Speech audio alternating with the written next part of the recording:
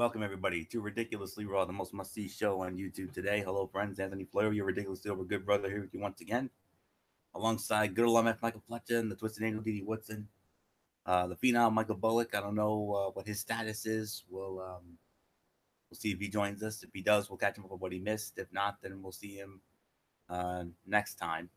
But yeah, um, a group chat going on right now in our text chat box, and yeah, a week ago we basically had you could basically say Monday Night Raw last week was one of the best shows of the year, if not the Raw of the year last week in Chicago, the IWC capital of the world.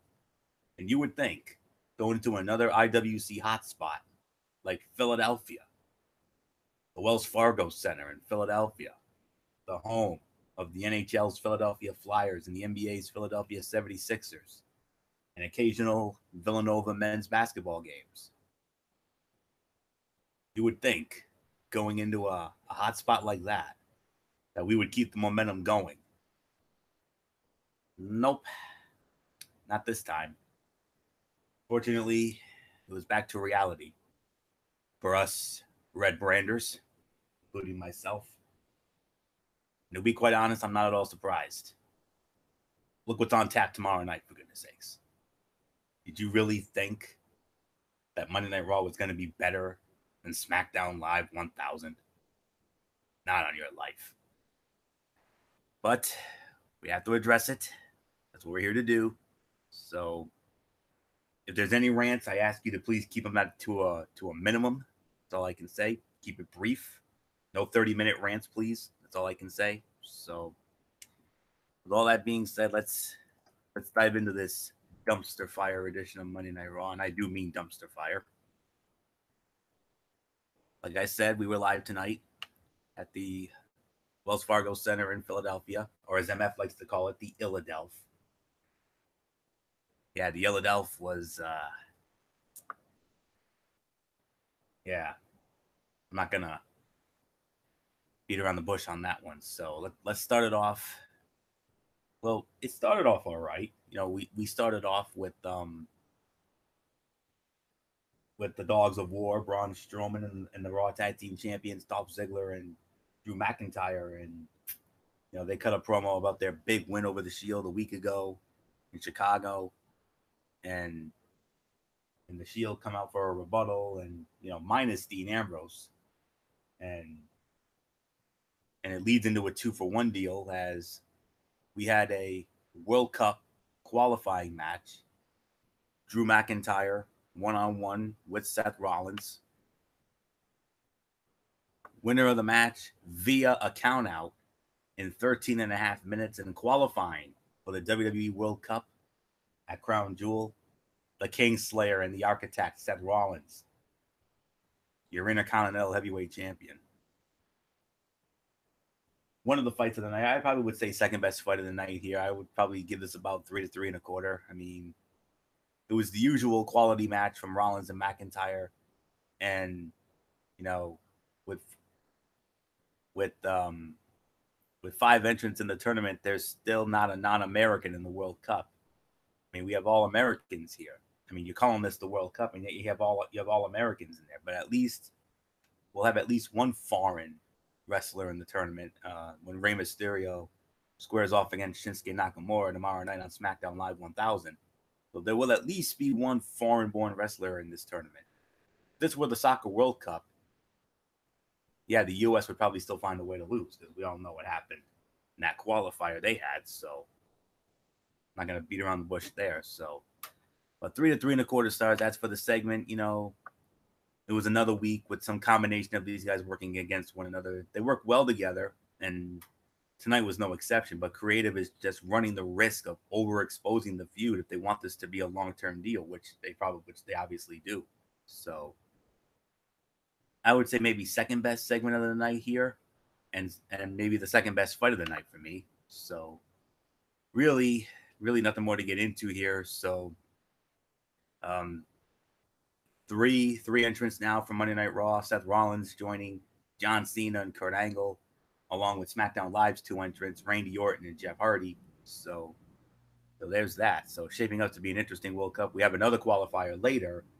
Dean Ambrose against Dolph Ziggler, renewal of an old SmackDown Live rivalry for MF. So really nothing more to say here. So MF, I mean, one of the things that Monday Night Raw has been, one of the things that I personally have been, grilling Monday Night Raw on for the last year or so, repetitiveness. Here we go again. Yeah, no, but the thing is, solid start, good way to start the show.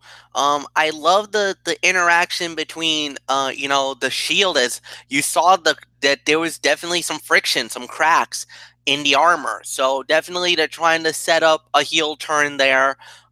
Later on in the night, we saw a fallout in the other end, but we'll get into that later on. But no, good start. Rollins winning, no big surprise, 3 stars.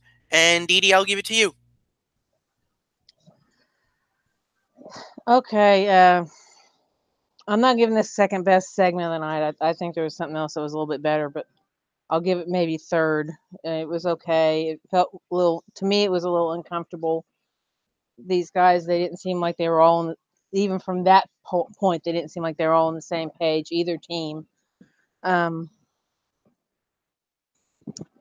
The match was okay match. I wasn't real super impressed with it either, because there's parts of it that just seem really clunky, especially with McIntyre under the ring.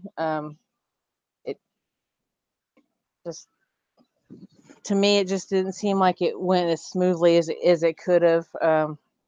So unfortunately, I have to disagree with you guys on the rating. I'm going to give it a 2, but still, it was the second best match of the night. So not much more I'm going to say about it. I'll keep it nice and brief. So, Roy, it's yours. Yes, please, Didi. That would be really great. So let's move on to, well, we have the first of what will be, unfortunately, several cutouts this evening. I don't like uttering those words. Several cutouts, especially after that Raw of the Year we had a week ago. Women's tag team matchup. We had Ember Moon and Nia Jax squaring off against Dana Brooke and the returning Tamina. Yeah, Tamina's back. Good to see her. But it was Ember and Nia who win the match, 4 minutes and 50 seconds. It was only a 1-star effort. I mean, but Tamina, though, she was sidelined. She's undergoing surgery on a rotator cuff after the Royal Rumble in that very same arena, by the way. So it was nice to see her back. I mean, they hyped that there will be a women's battle royale at Evolution, and the winner of said battle royale will earn a women's championship opportunity down the road. And I believe it's open to both brands. It's open to Raw and SmackDown Live. Who knows? Maybe there could be some NXT call-ups in there. You never know. Or maybe some Mae Young Classic standouts. We'll see. But the post-match bit was the old every woman for herself bit. Not a heel turn by Ember Moon on Nia Jax. And that's really all I can say there. So 1 star for the effort. But this, man, this was going to be great. We had the Raw Women's Champion Ronda Rousey calling out the Bella Twins, and MF, let me tell you, your show SmackDown Live is not the only show that goes there. Monday Night Raw went there tonight. Ronda Rousey, I mean, we could dissect this, but we don't have that kind of time to do it. But I'll be honest, I mean, there was one line that Ronda said that really did it, and that is, the only door you knocked down was the door to John Cena's bedroom. Whoa, they went there. They went there. Yeah, that. Ouch. Ouch. Bartender, get me some water. Pass it over to that lady over there. She's in flames right now. We need to put that fire out stat. Yeah, that was, wow. I mean, what is there to say? That was as good as you could have done it. Very good segment. Nothing bad to say about that. They could have gone any avenue with that. Obviously, throwing the John Cena card out, shoving it right down Nikki's throat. You know, no big surprise there. The fans, Philly ate that one up really nicely. Solid performance. Nothing bad to say about it. Yeah, I understand it. I get it. They're trying to throw the heat for the Bellas versus, for Nikki versus Ronda, for the Raw Women's title at Evolution. I mean, nice job. But come on, Anthony, seriously. SmackDown Live is light years ahead of you when it comes to the rivalry with Charlotte Flair and Becky Lynch. I mean, we had practically the capper last week when basically Charlotte Flair a la went all Rhino, and poor Becky Lynch was the Chris Jericho as they went right through the LED board at SmackDown Live. So, I mean, what else is there to say? I mean, I love the fire. I love the intensity of Nikki and of Ronda. And, you know, they've been trying to work Ronda around, trying to make her be a really good, you know, that they're trying to work on her promos. And I think just let her be authentic. Let her be her. You know, she can definitely throw some trash talk around. She's not as mild-mannered or as humble or as nice as she can be. I remember the fight that she had with Holly Holm. You know, there was a little bit of some nice stuff going around, and then at the weigh-in, that's when the real Ronda showed up because, you know, it all exploded. So nothing more to say. This was awesome. Didi, what's in it's yours? To me, this was the segment of the night. I mean, there's a lot of burns. I'd say there's more than just the one. I mean, that was the biggest one right there. Her knocking down John Cena's door and him kicking her out. That had to be the biggest burn of the whole segment. But of course, you also had the burn of Ronda saying, you know, I'm more like a 4-time crown jewel compared to you just having the so-called longest running Divas reign, which, you know, that's negotiable there too. So yeah, this was definitely one hot segment. SmackDown's had some very, very hot rivalries going on right now. We just got done with AJ and Samoa Joe. We still have Charlotte and Becky going. This one would fall right underneath the Charlotte Becky one, because I mean we're getting to that point to where I think, if this had a little bit more time to build, we probably would hit to that point. But right now, we're only 2 weeks away, and Raw's barely talking about Evolution because it's all about Crown Jewel, which I'm not too thrilled about that after a lot of the dirt sheets I've read about on that one, but I'm not going to get into that right now. So, yeah, this was a really hot segment, very good segment. Like I said, my segment of the night. So, not much more to say. Florio, cheers. I agree, Didi Woodson. You're absolutely correct. This was the segment of the night. How could it not be? I mean, yes, at times Ronda, kind of, stumbled a couple of times, but other than that, I mean, this was an amazing segment. I mean, Ronda's lines were fantastic. She nailed the delivery, and it's now Modern Woman versus Divas. I mean, the Bellas deserve a lot of credit for being good sports, given how hard Ronda went at them. And this is very likely going to be the main event of Evolution, and if it is, my excitement level for it just went up, just went sky high here. I mean, of course, we all know Becky and Charlotte in that last woman standing match. We all know that's going to steal the damn show. Let's not kid ourselves. But who knows? Maybe these two could deliver. You never know. I'm hoping they do. So, but man, I mean, you got to go out of your way to watch this segment. I mean, this was incredible. One of the very few highlights of this Monday Night Raw this evening. So, all right, moving on to our second. Dean Ambrose squaring off against Dolph Ziggler. Winner of the match in 9 minutes and 40 seconds, Dolph Ziggler. Dolph Ziggler wins. A miscommunication with Ambrose and Rollins, courtesy of Dolph Ziggler, and Ziggler picks up the win, and now Dolph Ziggler is now added to the field for the World Cup. So Raw has their 4: John Cena, Kurt Angle, Seth Rollins, Dolph Ziggler. Not a bad core 4, wouldn't you say, D.D. Woodson, for Monday Night Raw?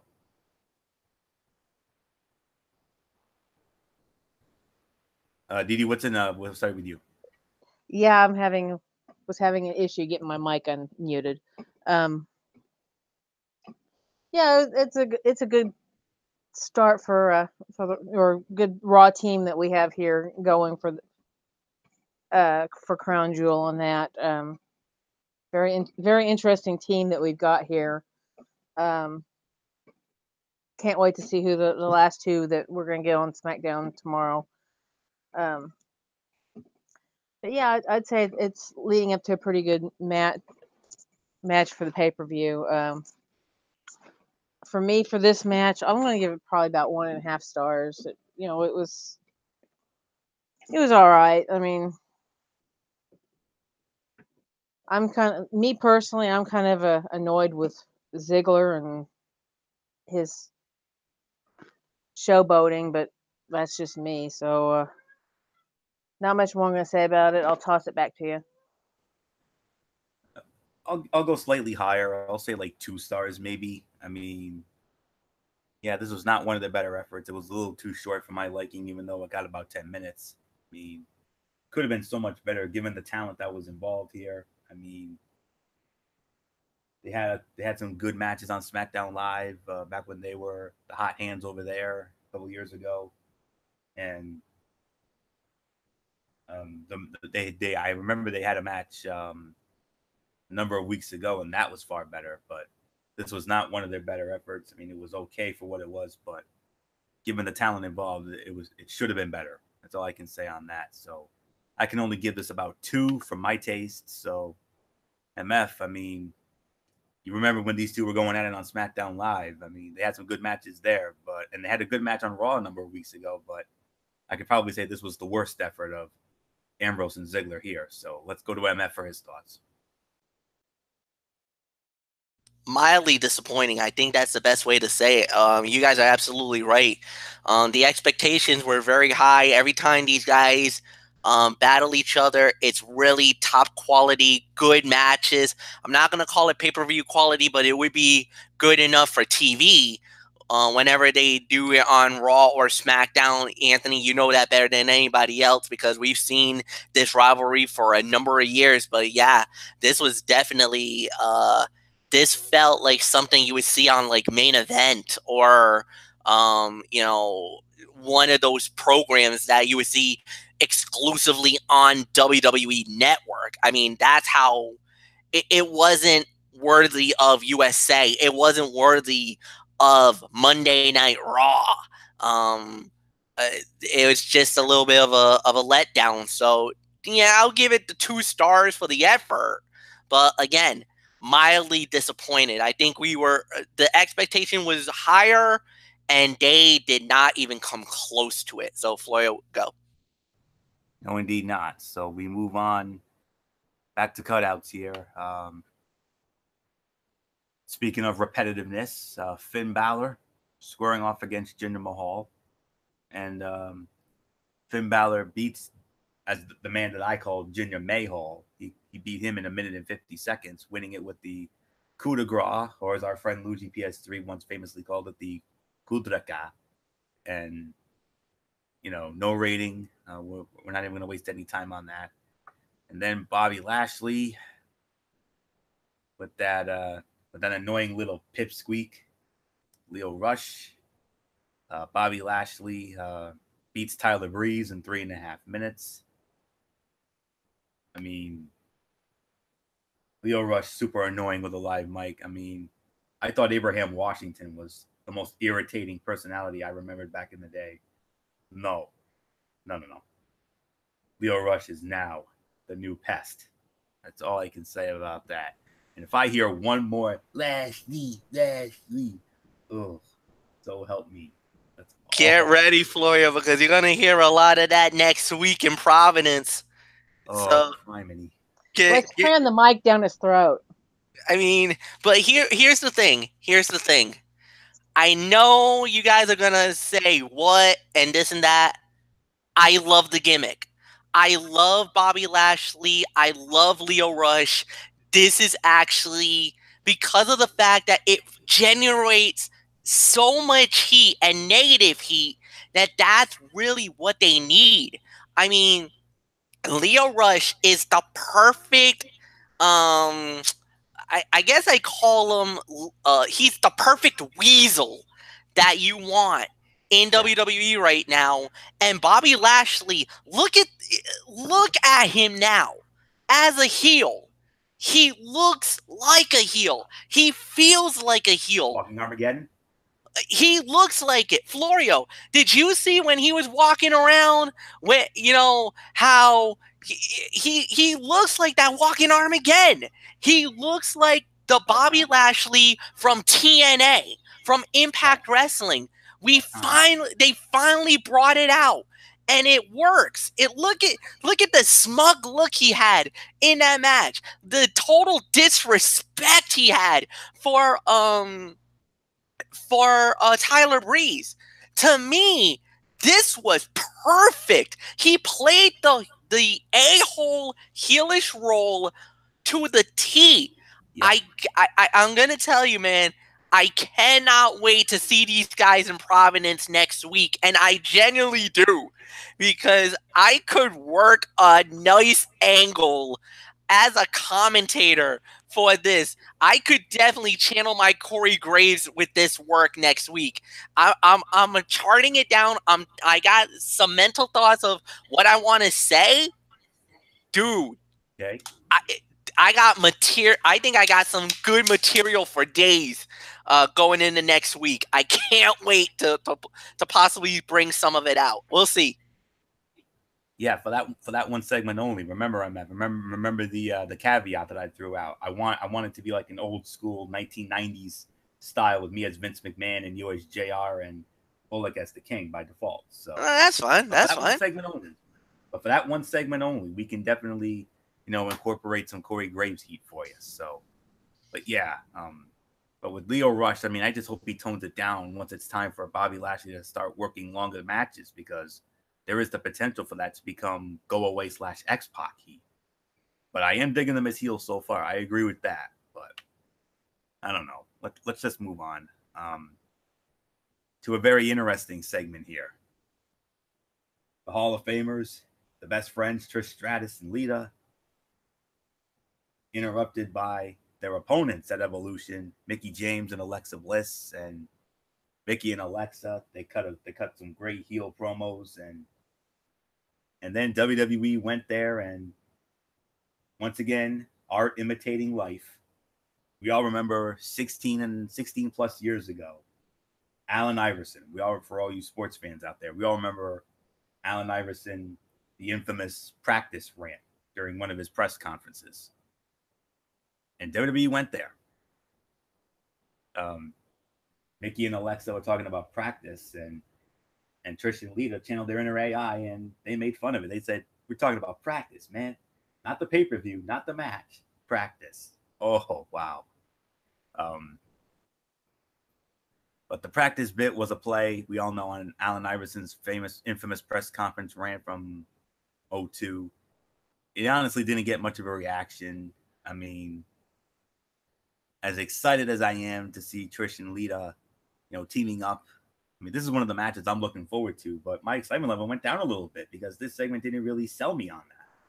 I'm going to be honest with you. I mean, as much as I love Trish and Lita, and I do, I mean, I love all four, but I mean, Mickie and Alexa were the stars here. Trish and Lita look lost out there, if I'm going to be quite honest.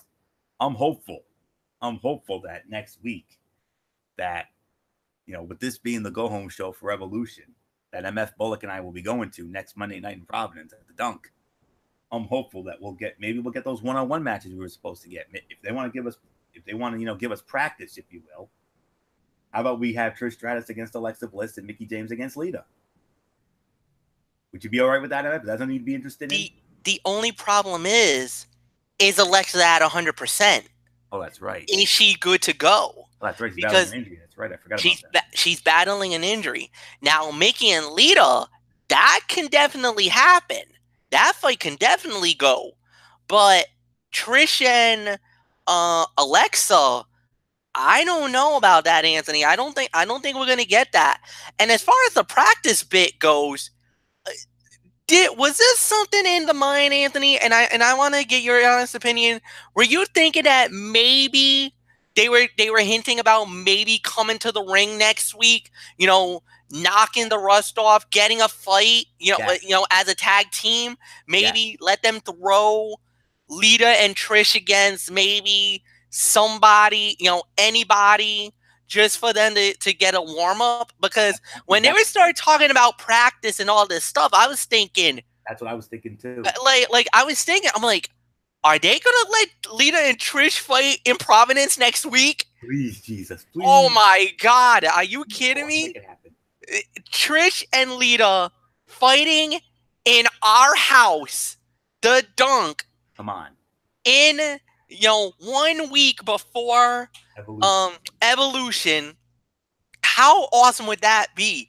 Because how long has it been since we've seen Lita and Trish just fighting alone in the Dunkin' Donuts Center? It's been a long time since we've seen them. Almost about maybe 10 years? Probably more than that? I think it's been a lot more than that. I think it's been like almost 12, 13. Probably, well, Trish and Lita, technically the last time we saw them in actual action was the Women's Royal Rumble, but not counting that. But I mean, in Providence. I think you gotta go back to like 97. They weren't even there in 97. 2000. I'm sorry, 2000. I mean, you went to that Monday Night Raw in August of 2000. Yeah. Weeks before the SummerSlam. I don't know if they wrestled. I don't think they did. My memory serves me right. I don't think they wrestled on that show.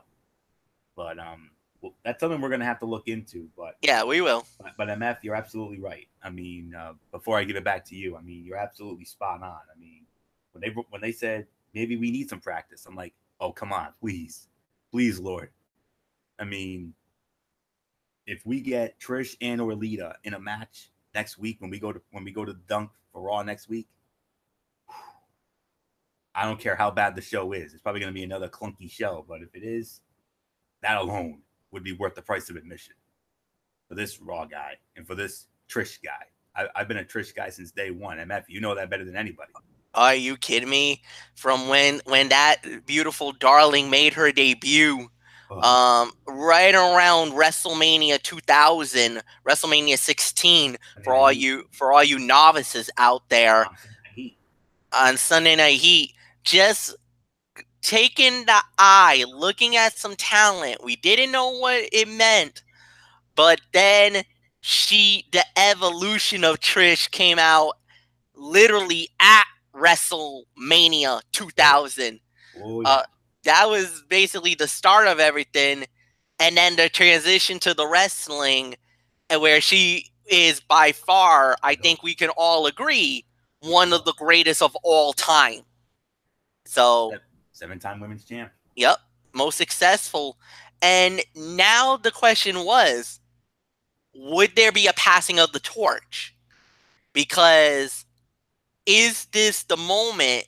And I know there's a lot of talk about it, but is it possible that Alexa Bliss is the heir apparent?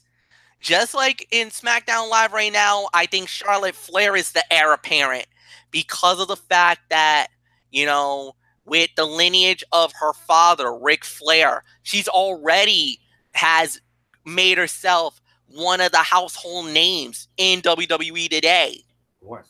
Is it possible that if, and I'm saying if Alexa Bliss, and I'm not talking Mickie James, because Mickie has solidified herself as one of the most successful women's wrestlers, as Alexis Laree when she started in TNA.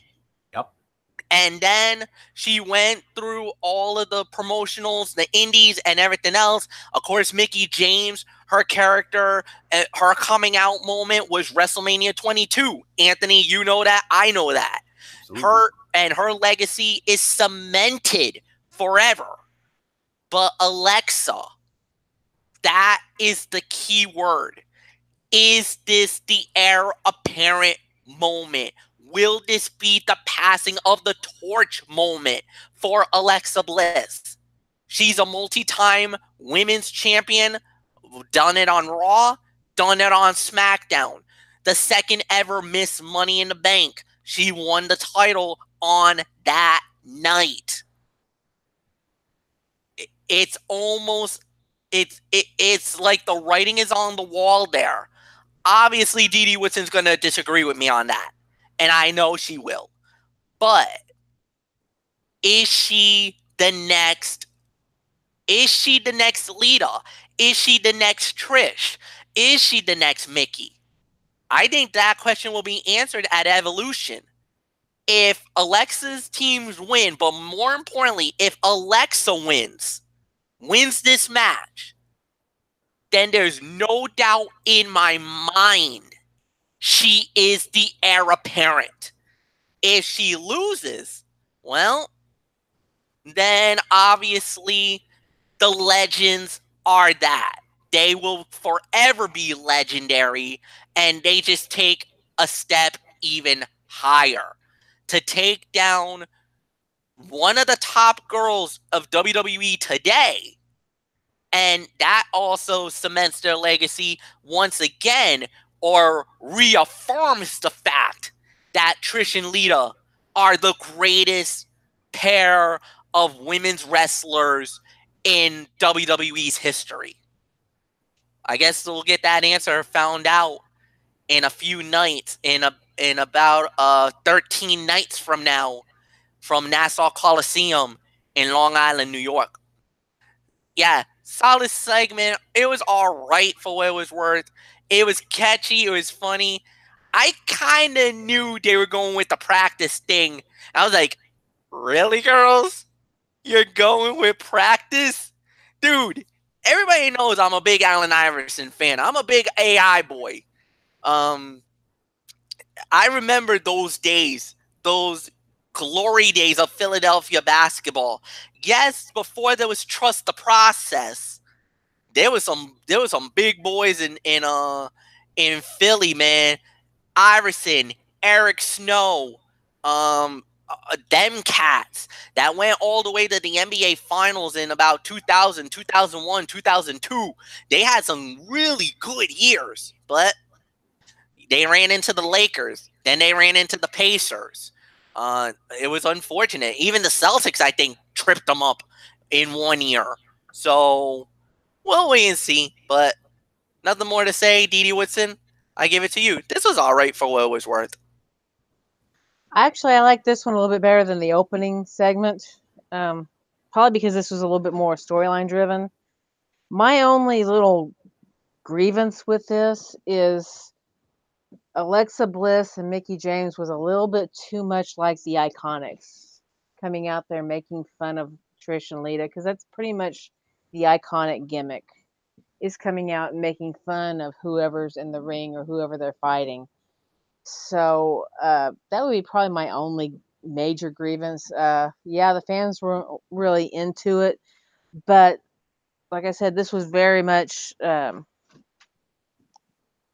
building up for this match coming up. I mean, they did a good job building up to it, and I would have liked to have got to heard, Trish and Lita talk a little bit more than they got to talk before Alexa and Mickie came out. But it is what it is. We still got a fairly decent segment out of it, and it made a lot more sense. So not much more I'm going to say about it. I'll toss it to Florio. Yeah. Let's just move on here. We'll see what happens next week. I mean, hopefully we'll see Trish and Lita in action. I mean, that would be a great treat for all of us who will be at the Dunk next Monday night. So, all right, moving on. More cutouts here. Constable General Manager Corbin. Ugh. Another thing that's wrong with this show, and I do mean wrong. He attempted to book Kurt Angle in a 2-on-1 handicap match against the AOP. We see the Conquistador gimmick, and we're thinking that it was Kurt Angle in that Conquistador costume, but no. AOP squashes this Hammernager in a minute. It turned out to be some Hammernager jabroni, and then the real Kurt Angle came out and Angle slammed Baron Corbin through a steel chair on the stage. Noisters. That's all I can say on that. Then we move. That was a minute-long match, so that was the dog worst fight of the night. And then we had Natalya against Ruby Riott. Natalya wins that by DQ in 3 minutes. So it looks like either next week on Raw or maybe at Evolution, I could see the Riott Squad squaring off against Natalya, Sasha Banks, and Bayley, because all 6 of those women were involved in this match. Sasha and Bayley accompanied Natalya to ringside, whereas Sarah Logan and Liv Morgan were Ruby for the Riott Squad. So see what happens there. And then we had another Elias segment, and he gets interrupted by, of all people, Apollo Crews.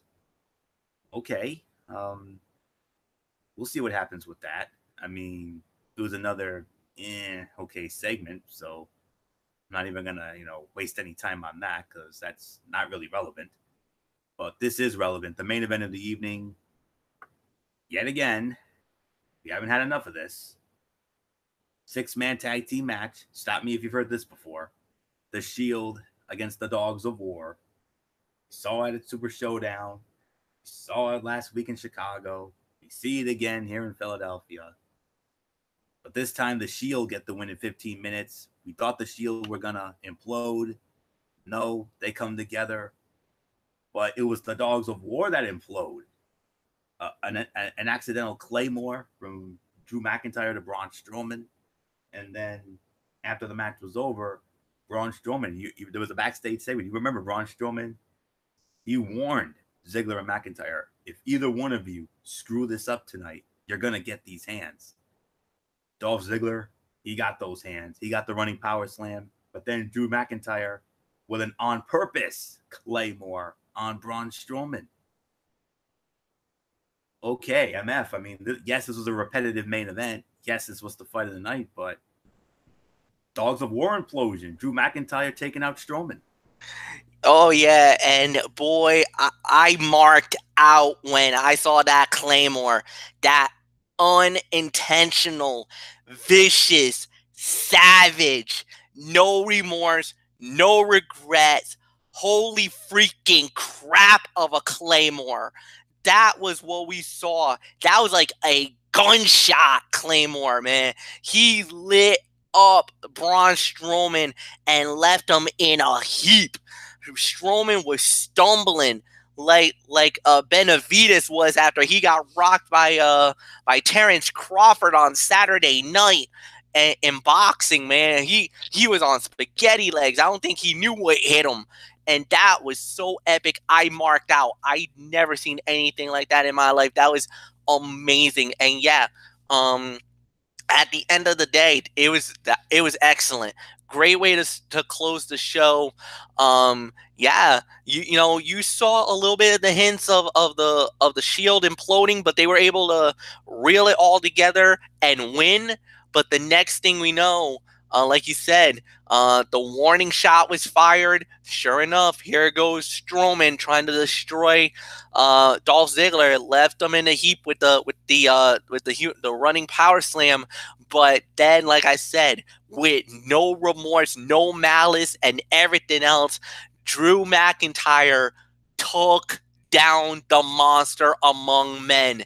Yeah, you could say get these hands, but there's one thing that put the big man out. A big boot to the face, known as the Claymore, by the Scottish psychopath, Drew McIntyre, man. Let me tell you, you thought, dude, those are two 767s about to collide, man, and I can't wait. If these two go in Providence next week, I hope they reinforce the ring, man, because this could get ugly very quick. And in the immortal words of the late great Gorilla Monsoon, and Anthony, you're gonna know these words very well. It's gonna be a happening next week. Didi Woodson, just give me a quick thoughts. This was solid, so I'll give this about 2 to 2.5 stars. But the ending is the most talked about moment of the night. Yeah, I'm going a little bit higher. I'm going to go about 3 to 3.25. This definitely was a good note to end Raw with. Yeah, it's repetitive. We've seen it a lot. But it looks like this may be the last time we'll have this, though, after the implosion of the Dogs of War, I guess is what they were being known as. But then, of course, the whole night, everybody's wondering what's up with Ambrose, but we found out he was just playing his little game and trying to see if they could tear apart the other team, and of course, it happened. Shield came together as they always do, stronger than ever, and the other team just kind of implodes. We all knew McIntyre was probably the strongest link out of all of them, since he was the one who actually walked out, not only on his tag team partner but on Strowman as well. And Ziggler, we all pretty much knew he was the weakest link. Big mouth that just didn't know what the heck he was doing. So, definitely the fight of the night. Definitely, it looked like maybe the ending of the team storyline. Now we just have to face Strowman and Reigns getting ready to go into Crown Jewel with Lesnar. So, not much more I'm going to say about it. Floor, it's yours. All right, and for me, obviously, this was definitely the fight of the night. 3.25, 3.5 stars. I mean, it was the usual good main event from these teams. Just like MF, I love the post-match angle, and I hope this means they're turning the page on this feud. I mean, it is worth noting that the crowd didn't have much angst for Roman Reigns. I mean, he was booed by some, but it wasn't nearly as bad as we've heard in the past in Philadelphia. But nonetheless, solid way to conclude what was, for the most part, a meh edition of Monday Night Raw, which I can't say I'm surprised, like I said, because tomorrow night is SmackDown Live 1000, and there was no way Monday Night Raw was going to overshadow that. No way. So there's nothing more to say on this. Let's get to our overall thoughts. Didi Woodson, we'll start with you. I know you got to get going as we all do. So let's get your quick thoughts on the show tonight. I'm going to give it 4 out of 10. Yeah, we had some storyline progression, which is unusual for Raw, but we had a little bit. The show was more about Crown Jewel than it was Evolution, seeing as Evolution's the next pay-per-view. But it's kind of hard to talk about a women's pay-per-view during men's matches. So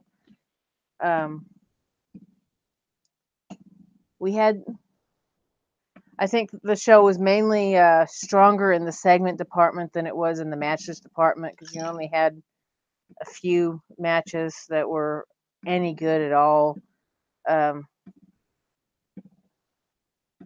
Although we didn't really go too much into this, but I think we all agree that probably one of the strongest highlights of the night was watching Angle actually get his hands on Corbin and get some retribution for everything that Corbin has done for pretty much everybody.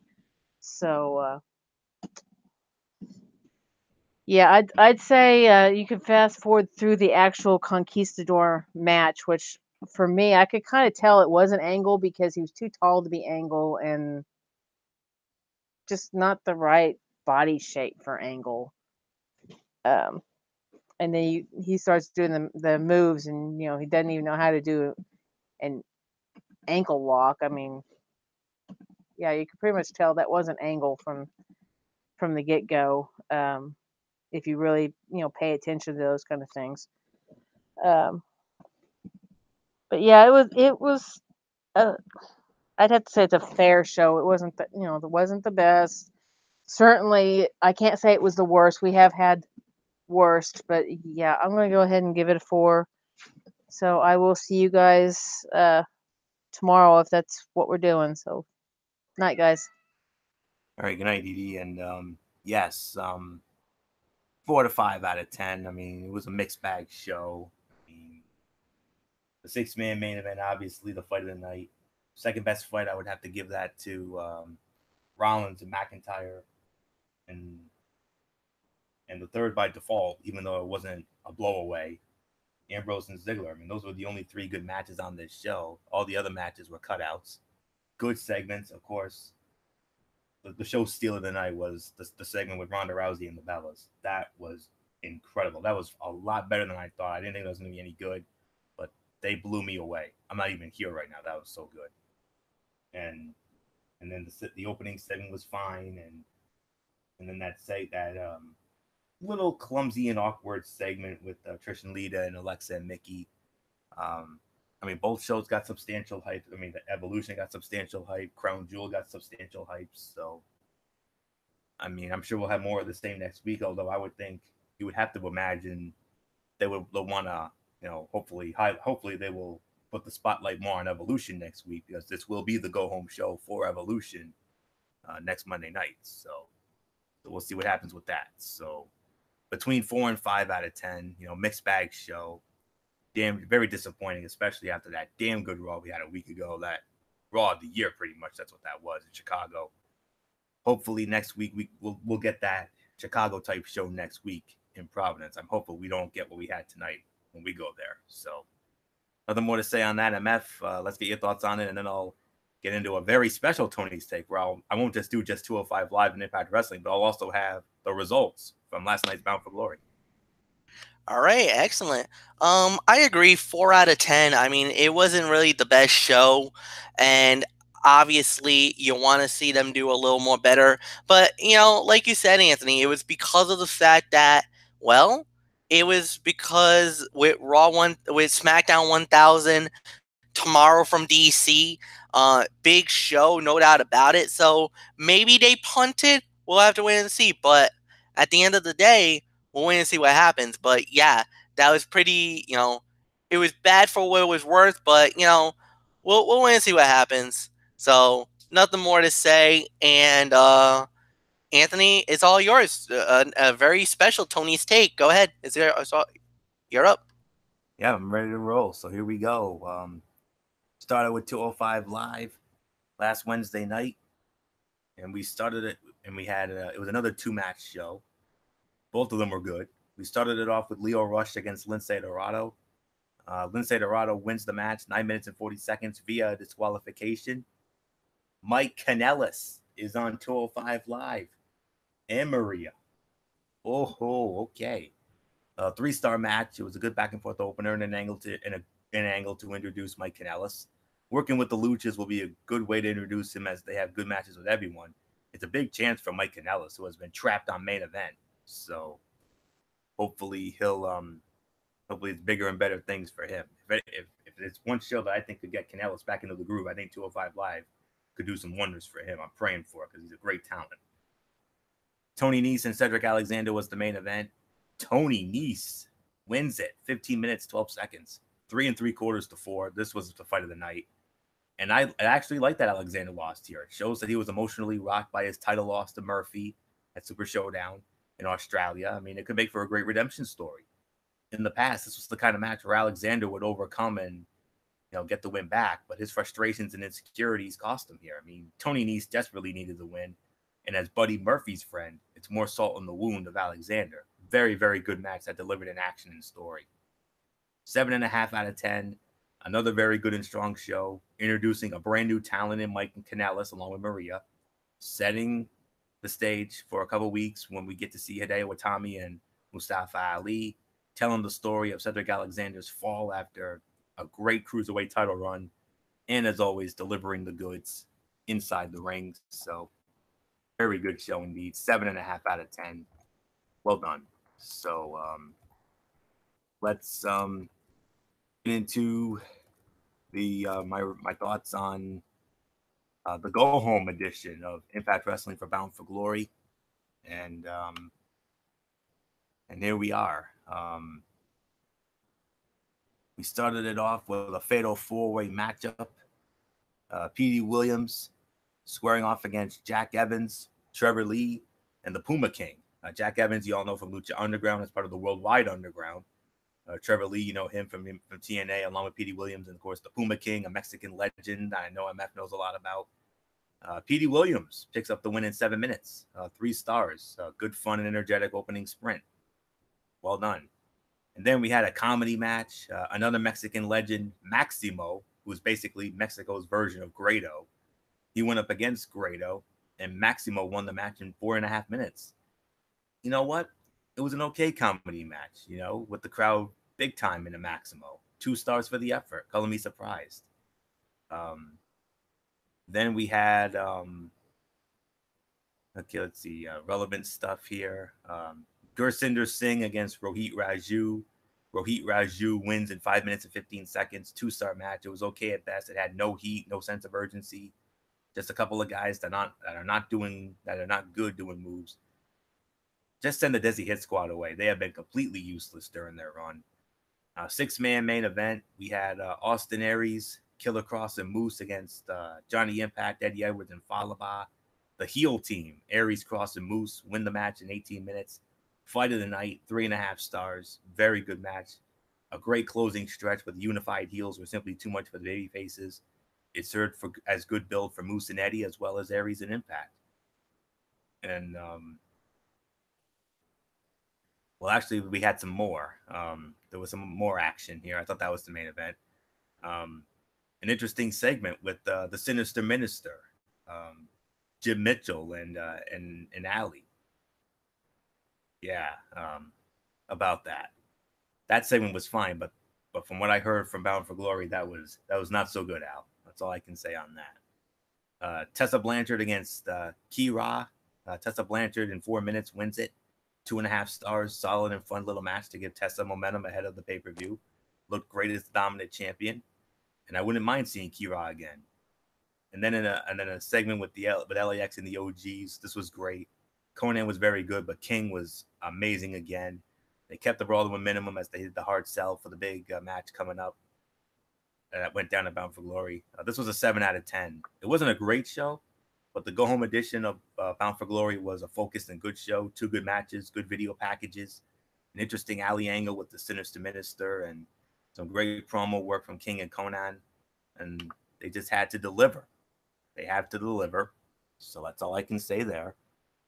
And now I'm going to put this on hold for just a moment because Michael Bullock just came in. So welcome, Bullock. I want to get your thoughts on tonight's edition of Monday Night Raw.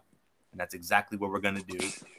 We're going to catch you up on what you missed, like we always do. So let's do that right now because I want to save the Bound for Glory results for the end. We had a 2-for-1 deal, Bullock. We had a segment with the Shield and the Dogs of War cutting some promos, a back and forth verbal exchange. And then we had Drew McIntyre and Seth Rollins in a World Cup qualifier. Seth Rollins won it in 13.5 minutes. He's in the World Cup. So your thoughts on all this? Keep it brief, please. Yeah, I thought the segments were really good here. I mean, we can say that the Dogs of War continue to play mind games with the Shield, so that's exactly what it is. So, and as far as the match goes, I'll give it about three to maybe 3.25 stars. So yeah, I mean, there's really nothing more to say. Let's move right along. And what a segment with Ronda Rousey and the Bella Twins. They went there and then some, far and away the segment of the night. Oh yeah, this was definitely the segment of the night, and I'll tell you what, both I thought were really good on the mic here. I mean, you know how we always say Ronda Rousey needs some work on the mic. Well, tonight I think was her absolute best. I mean, wouldn't you say so, Florio? Absolutely. She did stumble. She did stumble a bit at times, but other than that, amazing.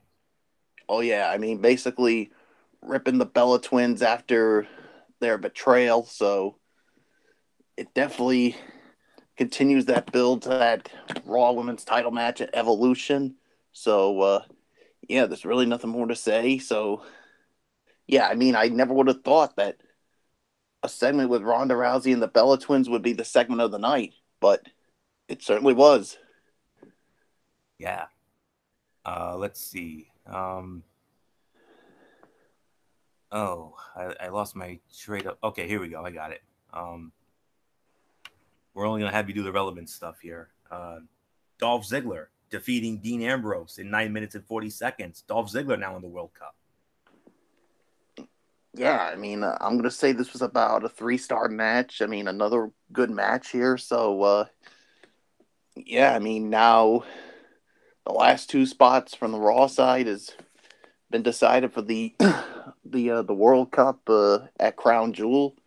Seth Rollins and Dolph Ziggler, of course, now join John Cena, Kurt Angle, Jeff Hardy, and Randy Orton. So, but of course, there's 2 spots left, and we know it's going to be filled by SmackDown Live.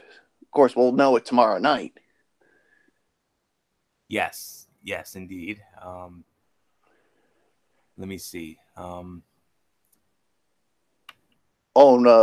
while you're thinking, Florio, a quick thought for me on that response from Taker and Kane. I thought it was a good response by them. I mean, it definitely continues the build towards that tag team match at Crown Jewel, and all I can say is, I mean, this is one I'm definitely going to be looking forward to. I mean, it's something that I think we've been looking forward to. I mean, for a long time. I mean, we always kept wondering, when will we ever get to see the Brothers of Destruction against D-Generation X? Well, it's all going to come to a head at Crown Jewel. Indeed.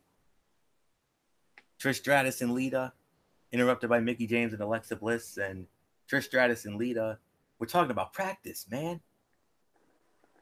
Yeah, well, they were talking about practice, but Mickie and Alexa, well, they decide to act like a bunch of chicken you-know-what. So they decide, you know what, we're just going to wait till Evolution. So, yeah, and their imitations of Trish and Lita, I guess we could say that was horrible. And then from there, the main event, the Shield against the Dogs of War for the 80 millionth time. Shield wins it in 15 minutes. Shield's still intact, but the Dogs of War imploded. Braun Strowman power slams Dolph Ziggler, and Drew McIntyre claymores Braun Strowman.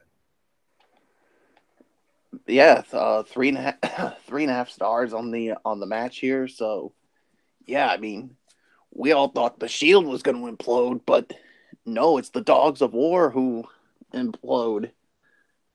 So, yeah, I mean, there's nothing more to say. So, as far as my overall thoughts, what did you guys give it? 4 to 5. I know you were going to ask 4 to 5. I'm leaning more towards 4. I mean, it was a little disappointing to say the very least, but all I can say is next week, Monday Night Raw, it's in our neck of the woods, boys. And it's the go home to Evolution edition of Monday Night Raw. And we have high expectations for this. And you want to know why? Why is that? Because the 3 of us are going to be there to experience it. Yes, indeed. And because of that, I want to put it out there. We will not have Ridiculously Raw next Monday night because of that. So we're going to push it back. So all I can say there, because it's going to be too late for us to do a show. We're going to probably be exhausted from all the excitement anywho. So, and then of course our work commitments, obviously. So yeah, I think it's best we not do Ridiculously Raw next Monday night. We'll just push it back to the following night or something like that. So, all right. So that's it. Bullock, you all caught up. There's all right. Now this is what you've been waiting for. The results of last night's Bound for Glory. Now I did not see the show, so I'm just gonna give you the results. Rich Swann and Willie Mack, the Mack from Lucha Underground, they teamed up against Matt Sydal and Ethan Page. Rich Swann and Willie Mack won the match in 12 minutes and 20 seconds. Eli Drake had his open challenge. And Michael Bullock, you're not going to believe who answered Eli Drake's open challenge. I don't know if you heard about this, but Oh, I heard about it. it was your boy, your favorite, James Ellsworth.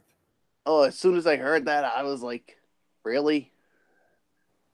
Yeah, it was. And Eli Drake won the match in 2 minutes and 10 seconds. But for his troubles, he got buried by the new Hall of Famer Abyss. So interesting. And then Tessa Blanchard defending the Knockouts Championship against Taya Valkyrie. Winner and still Knockouts champion in 10 minutes and 36 seconds. It was Tessa Blanchard. Eddie Edwards went up against Moose. Eddie Edwards won via disqualification in 2 minutes because Killer Kross interfered. They then rebooked it into a tag team match, no disqualification tag team match. Moose and Killer Kross against Eddie Edwards and his partner, one of the greatest hardcore legends of all time, Tommy Dreamer. And Eddie Edwards and Tommy Dreamer defeat Moose and Killer Kross in 9.5 minutes. OVE, they went up against Brian Cage, the X Division champion, and the Lucha Brothers, Phoenix and Pentagon Jr. in an OVE rules match. OVE picks up the win in 13 minutes and 31 seconds. LAX, Santana Ortiz, and Conan coming out of retirement went up against the OGs, Hernandez, Homicide, and King in a concrete jungle death match. LAX won the match 9 minutes and 29 seconds.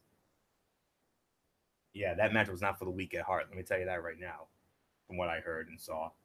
And then Ali and Su Yung, they had this, Lucha Underground style silliness. From what I heard, a lot of the reviews were absolutely ripping this. So I'm not even going to touch that with a 10-foot pole.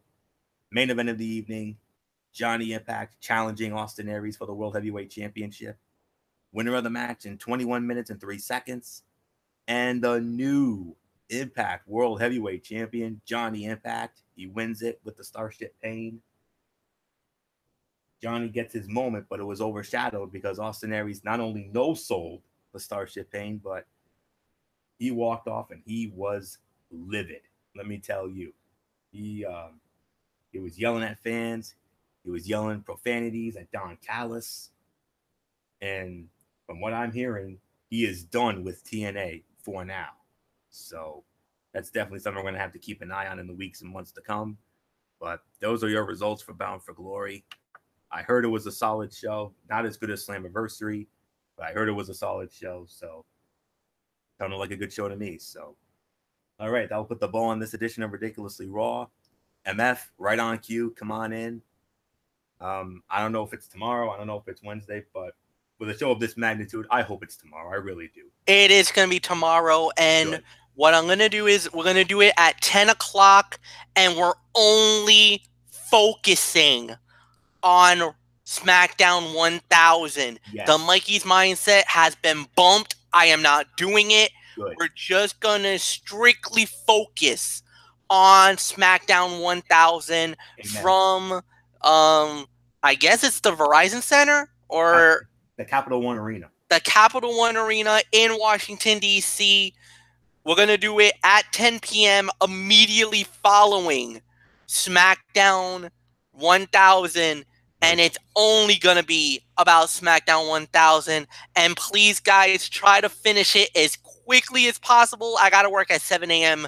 the next day. So no long promos or anything like that, all right? Absolutely. 10 p.m., Braves Fan 95. See you tomorrow night.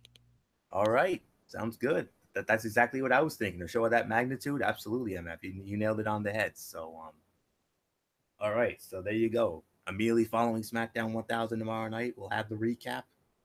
We'll try to keep it as brief as we can.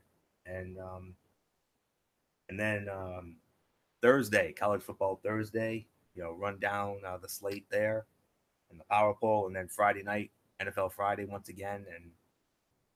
And then, of course, remember, no Ridiculously Raw next Monday night. It'll be pushed back a night.